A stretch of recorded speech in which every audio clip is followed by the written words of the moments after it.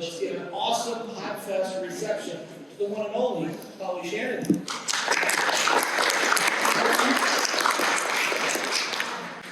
Hope everybody's doing well today. At the start of Podfest, I'm really excited to be here. I'm a nervous wreck. I've been shaking the last hour, so in case you're ready. A friend of mine last night told me I should not bring Pellegrino up here, I should bring just flat water. So we'll do that. So again, I'm Holly Shannon, and I'm here to talk about stopping the scroll. Okay, so we start with our podcast art. It's kind of the first thing that people see is the first impression. When you walk into a room, it's the first impression when you talk about podcast art. So, with a show of hands, who already has a podcast and has been through the podcast art journey? Can you raise your hand?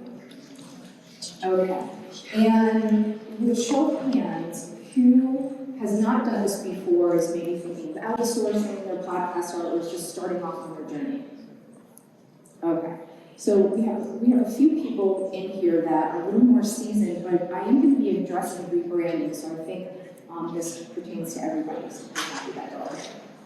Okay, so I'm going to start with the 4 types of art that's on Apple Podcasts. Now, I use them as a benchmark, and the reason being is I've noticed after 2 years, 70% of my downloads come from Apple Podcasts. And obviously the art is the same across all the other platforms. So if you submit your art to Spotify, Pandora, iHeartRadio, it's the same. So I'm using them as the benchmark here. The 4 types. So the first one you see on the left-hand side there is black box down, and you can tell by the graphic, it's very clear. So that's the first type of art. It's got your title, and it's got a graphic that you know right away what it is, okay? The second type is just font. You know, it's just the text, it's just the name of it. The third one features the person's face. And the fourth one is some type of like animated or cartoonish presentation. So when we talk about new and noteworthy, the top, every single time when I looked at the percentages of how many pieces of podcast art on new and noteworthy were just a graphic, that ranks the highest. And it took the lead by a lot. So next level down was just text or the photo, and those were about evenly populated and new and noteworthy. The bottom of the barrel is animated, okay, like the cartoons. When I look at top 100, what was interesting is that a good graphic, or just your name, or you featured on there, were equal. And bottom of the barrel was animated. So I noticed about a year ago, a lot of people started working with that animated caricature kind of art. You probably saw it showing up on like avatars on say Instagram and things like that. It was a trend, and I believe that trend is out. And I think safely you could do any of those top 3 choices for your podcast art and be really happy with how it looks against everybody else. I want to talk a little bit about color theory as well. So what was really interesting to me is during the pandemic, in 2020, blue was the Pantone color of the year. And blue really emits a sense of calm. It's very warm, it's very relatable, it's a color that universally most people like. So it's very interesting that such a color like that came out that year. The following year, in 2021, it was this yellow color, which again doesn't surprise me because we're all looking to be like maybe a little uplifted, and yellow is cheerful and uplifting. But then this year, it's another shade of blue. It's like a periwinkle blue. Now, if you look at the past 10 years on the bottom, you'll see also that's come up again. And if you think primary colors, blue, yellow, and red, you can see that there's variations of that. So they keep recurring. So it doesn't mean that you can't do a different color. It just seems to be like what's popular and what's on trend and what you see out there. So now I'm going to jump into the name a little bit. So I'm going to use a case study. So I had a previous client, and she came to me and she said that she wanted to have a podcast and she wanted to call it Life's Sweetest Third. So I'm just curious, anybody here want to tell me what you think that might be, if that was a podcast name? It's like a show about aging. Okay, The last third of your life.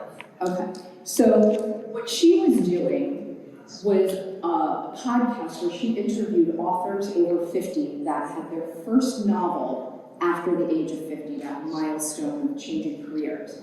Now, Life's Sweetest Third is lovely. I mean, it would be really great, but if you were looking for authors over 50 or first novel or debut novel or pivot writers, that type of thing, right? You probably would go right past the Life's Sweetest Third because you wouldn't realize that had anything to do with authors. So after some work, we decided to settle on authors over 50 because it's pretty clear, right? Like you can pretty much guess what that is. This is part of her logo with the quill and her name on the bottom, and I'll talk about that afterwards, so just remember that. And she has some yellow in there, and gray, it has a little bit of blue, but we were working with her branding, so that's why we stayed with that. So, Life's Sweetest Third's out, authors over 50 is in. Now, I don't want you to read all that text. What I want you to notice is what's highlighted in yellow. So now as we start to think about search engine optimization, also known as SEO, we want to start to pull into our description keywords and phrases that will get picked up by Google when people are doing search. So you want to salt and pepper your description, the name of your show. You do want to put podcast in there. You do want to put things like, in this case, publication, writers over 50, authors, debut novels. So she put it all in her description so that got picked up. So it's not just in the title, it's in your description, okay? Now, what's interesting is now we have to sort of think about keywords. So when you use, say, Libsyn as a platform, or Simplecast, or any of the podcast platforms that contain and share your podcast, one of the things that you need to do is have keywords and phrases and tags built in there. It helps make you more searchable. So you want to kind of think about, well, how would people find me if they went and did a Google search, right? We're trying to speak Google's language. So I'm just curious if someone wants to throw out, like, what might be a good keyword or phrase for a podcast about authors over 50? Anybody want to throw one out? Anybody? All right, here we go. So here's a few that we threw in the keywords. Makes sense, right? What people might be actually Googling. So this is Google's love language, all right? So before I hit the last one here, I'm going to tell you a short story about this case study. So we have the description, we had our keywords, we had our podcast art, and her trailer built in. She had not published not one episode yet. She got an email from a PR agent, and the agent said to her, I understand you have a podcast about authors over 50. I've got an interview for you. She sends me an email right back, and she's like, oh my God, you're not going to believe it. I had an interview already, and I haven't even started. And I was like, go back and ask the PR agent how she found me. And that's how she was found. Because in the keywords, we have boomer authors. So it's very, very important. You know, they talk about publishing a lot of content to find you searchable, right, to make you discoverable. She hadn't published anything yet. We just got really smart with our keywords. We got really smart with our description, okay? So now, I'm going to speak to a few people in the room who already have a podcast. Now, this is my show. And the reason I have it up here is I'm giving you permission to change your podcast art. It's okay. And and while I'm doing this, I'm speaking to all the people in the room who don't have their podcast up yet. It's okay to change your art. It's not black and white. You can change, your podcast will change with you. You will iterate. It'll take on a different flavor. You might go down a different direction with it. So it's okay to change. So what I'm going to show you is when I started my show, thankfully I had chosen yellow, that uplifting color, so I was a little ahead of trend. But I had the culture factor. Now, we're going to come back to the word the, so let's keep that in the back of your mind. About 25 episodes in, I decided to change the course of my podcast. Originally, I was talking to the C-suite about company culture, and then I iterated on it, and I decided I need to talk to emerging leaders as well. That's where the 2.0 came in, okay? And the 2.0 is in a hot pink, which is in that primary color family of red. So now, it's new. Now it has my face on it. And the reason why I did this at about episode 50 is I built a community. And now I felt that people wanted to have a face associated with the voice they've been hearing. So that's called NIL, or name, image, and likeness. So I felt that it was time for me to sort of be a part of the podcast art. I took the 2.0 coloring and I pumped up the name of the show, made it bigger, made it brighter, made it bolder. So as you can see, I have changed along with my show, okay? My show now talks about creator economy and talking about NFTs and emerging technology. Now, I've come a long way from talking about company culture, but I brought my community with me and I graduated my art in the process. So this is something I want to talk about. This is probably an important part. It's going to bring us back to a couple of points I made earlier. This is your digital real estate, okay? It's really important that you feel comfortable that you're on there and that you showcase as much as you can, but not too much. So is it necessary to have a microphone and a headset in your podcast art? No, you already are a podcast. Okay, same with the word podcast in your podcast art. It's redundant. Don't waste your digital real estate. Let it be about you, your name, the name of the show, a picture of you, if you will. So, there's a few things on here. So, font size and script font. So if you remember the podcast art I showed you with authors over 50, she had her name in script on the bottom. She decided to keep that because it was part of her branding, that she would have her signature in script.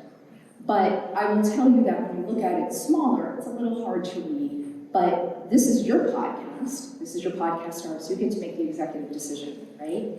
And that's what she did as well. Let me jump back. Sorry, the word the. You saw I took that out of my podcast art. So there's 2.8 million podcasts out there. So if you put the at the beginning and somebody has to type in the to start in Apple Podcasts to find you, can you imagine how many other podcasts start with the word the? So you want to reduce the amount of friction. You want to get right to what you do and make it as easy as possible to find you. Now, the shrink test. This is something that I do. So you take a screenshot of the art that you want and you shrink it down on your phone to the size that it would be mobile ready. So you go to Apple Podcasts, you look at all the podcast art on there, you shrink yours down, and then you open up your computer and you go to Apple Podcasts and you compare your art next to everybody's and see how it stands out in a league of everybody else, hundreds of podcasts. That's important to do. The other shrink test, make it the size you see it on a mobile phone, and then pick up a friend, have them open up Apple Podcasts, have your husband, wife, friend, whoever, open it up, and see how you see it when it's shrunk down to mobile size. You want to make sure you can see the font, you can see the signature, you can see any little element that's important to you, okay? So the shrink test is important. Company logo. Now, company logo is something that I would say is not completely necessary unless you're a branded podcast. And a branded podcast might be the only thing that actually uses the word podcast on their art, because they have an official podcast, they have an official YouTube channel, they have an official Instagram page, and so forth. So, that's a little bit different, and I'm not sure if anybody in this audience is working for enterprise business where maybe they're talking about a branded podcast, but if you are, it's okay for you to use that. So here's how you find me. So on the left-hand side is my website, and the reason why I'm bringing you there is I have a lot of tools on there. I have a full toolbox on there. So if you want to find your podcast host, if you need equipment, if you have questions, everything is on there, so it'll make it easy for you to find whatever you need. And if you need me to help you, I'm there. The one on the right is my show. Because as podcasters, what's our mantra? Come on, everybody knows the mantra. Right, rate 5-star and write a review, right? This is part of your vernacular now, new budding podcasters and everybody who's in the room. So I'm gonna ask you to scan that, and I'm gonna ask you to subscribe, rate, and review, because I really appreciate it. So, again, my name is Holly Shannon. I'm the author of Zero to Podcast, and I would love very much to answer questions if anybody has any.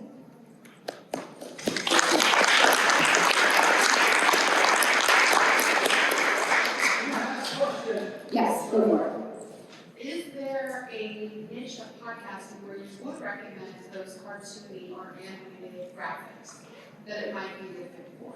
Or just overall, don't use it? I'm sorry? Be sure to repeat.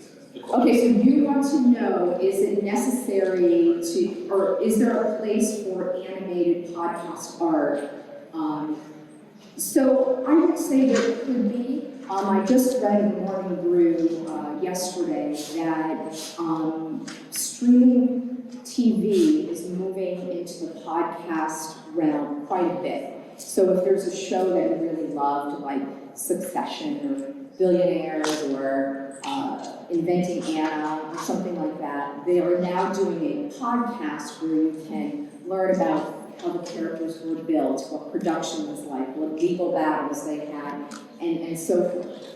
So I would say if your show had more of that feel to it, where maybe there was animated or it was like a feel of like a Ready Player One or something like that, then maybe that would apply.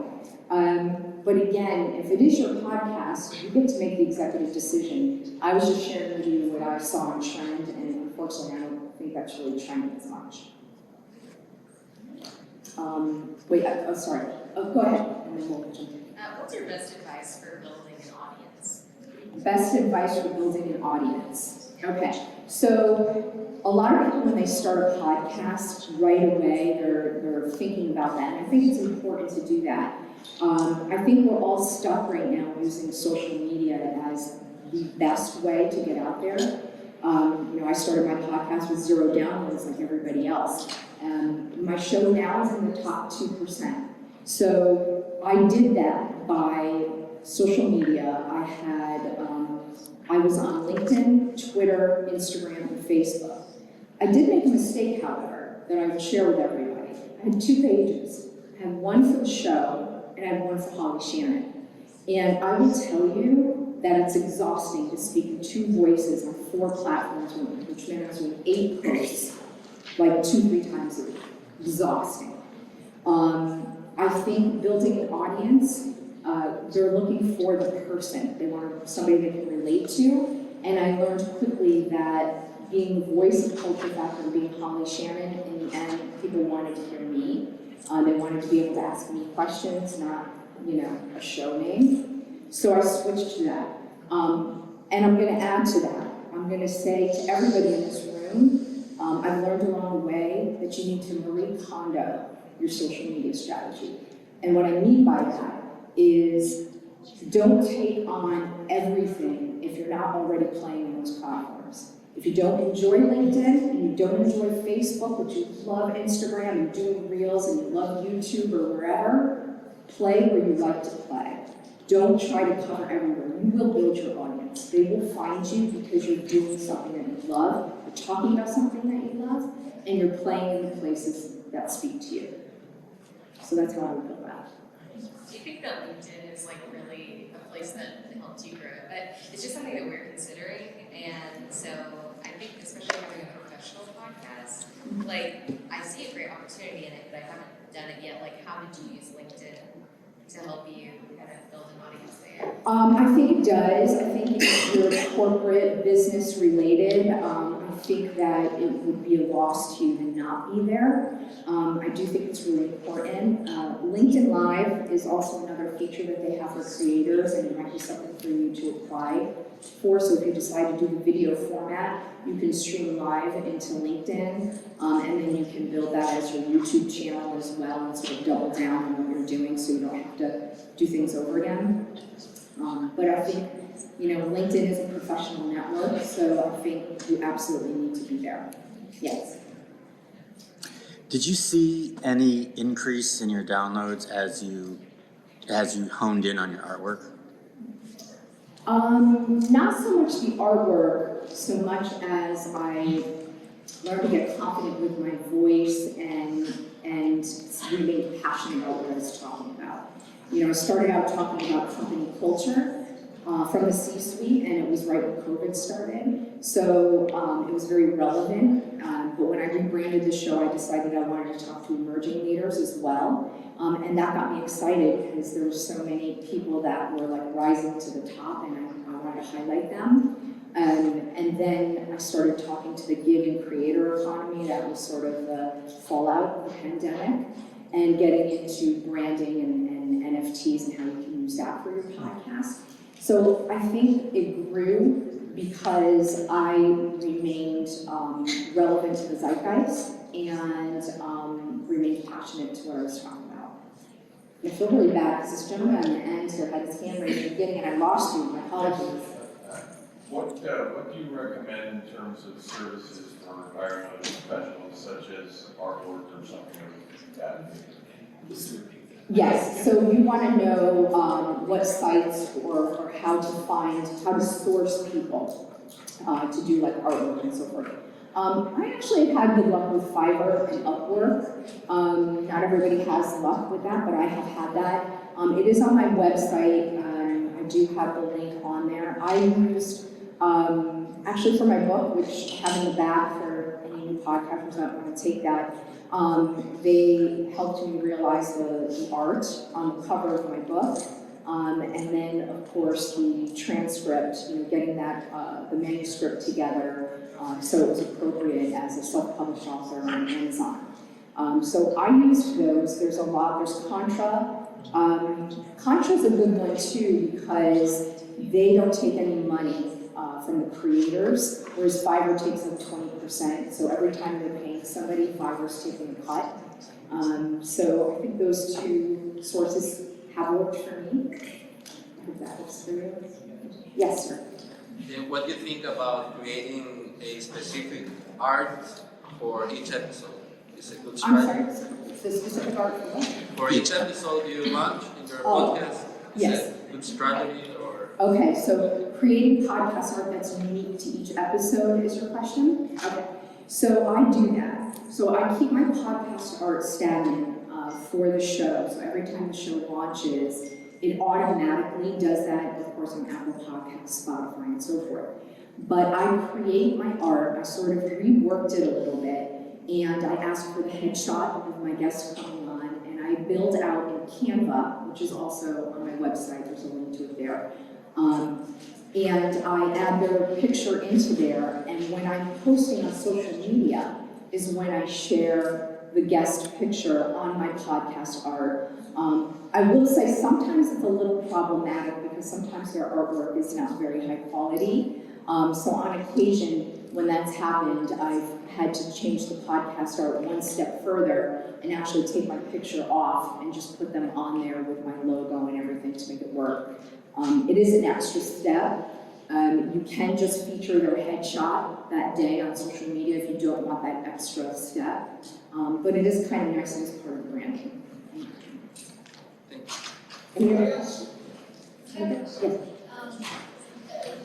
part of a brand convention that's using our podcast, and I'm curious, initially when we go out, what the right cadence is. I know a lot of podcasting is much, and that's also from a brand perspective, keeping up with the right frequency. Is there like best practices for we can release like 12 days and then take a hiatus and then come back with another two, or what's kind of serious with that? Okay, so the question is for branded podcasts, wanting to know the frequency of publishing a podcast, how many to start with, excuse me, saving that Pellegrino.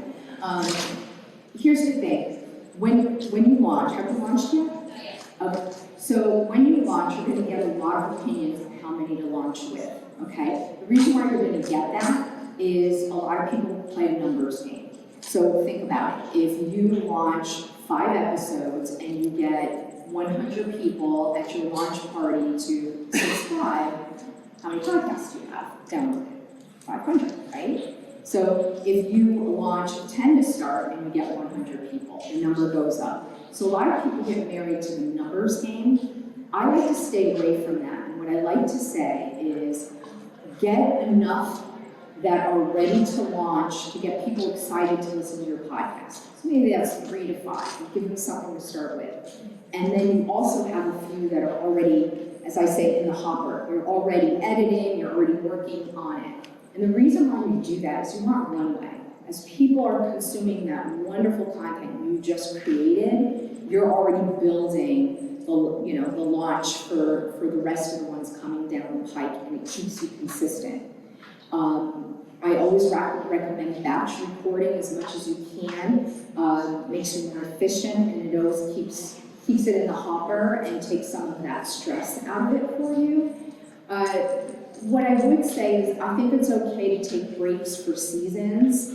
I think it gives you, especially with a branded podcast, it makes sure that the thought leaders behind it are pointing the show in the direction they really want to go for the company, what their vision quest is. Maybe season 1 was to partner with certain people on the show to have certain guest speakers on that they wanted to do business with. Or maybe it was just to highlight the thought leadership within the business so that they can get keynote speaking, or create a mastermind or something, and now they have the street credibility for it. So I think it sort of depends on the break you take in between, but I think it's okay to take a little bit of a break. Not a huge one, you don't want people to lose you. But what you could do in between is you could launch like the top 3 downloaded episodes, and you could meter those out in between to buy yourself a little time. And then you mentioned your books in the back. Yes. What are those, how do we get them? Okay, so Zero Podcast, Larry is back there. He has my book for you. I'm very excited about this book, and I hope it helps some people in the room who are starting out. You can also get it on my website, however you want to get that. And I also have like merchandise now on there, and I had a few flip-flops to get out to people who had questions, but I didn't know I'd be up on this stand here, so I can't throw them to anybody. So I'll hand them to those people who are kind enough to ask questions, because I know it's really hard to raise your hand in a group of people. So thank you. I'm Holly Shannon.